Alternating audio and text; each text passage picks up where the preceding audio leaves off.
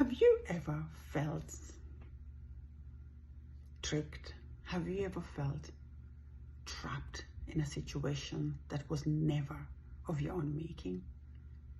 Have you felt unloved, unseen, wondering what in the world is going on with your life?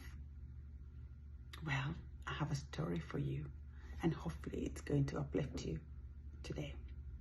I'm going to be speaking about Leah in the Bible. Her story can be found in Genesis chapter 29, I believe. I welcome you to go and read the story for yourself. It's a beautiful, incredible, tragic, but amazing story. So Leah is the older daughter of Laban, and Laban is an interesting, really corrupted character in the Bible, if you ask me.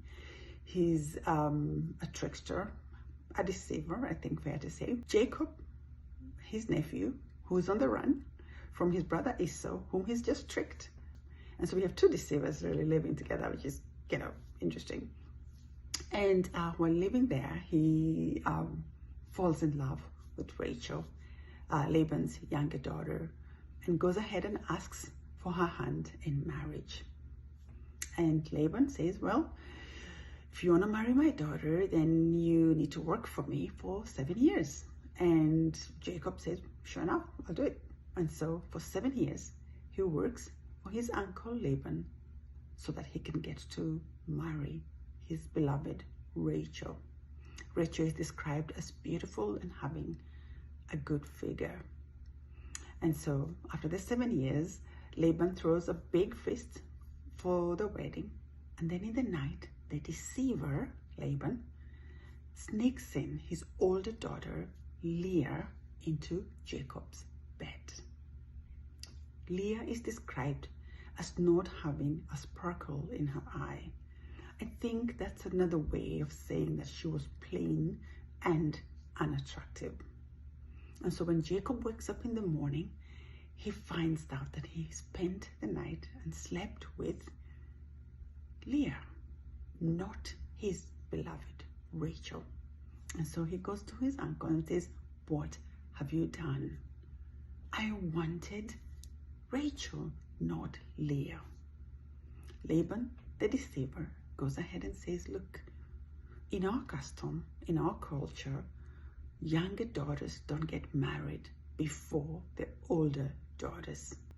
And so Laban goes ahead and says, I have a deal for you though. You can marry both of them, but if you're going to marry Rachel, then you need to work for another 7 years. And so that's how Jacob ends up with two wives, two sisters as his wives.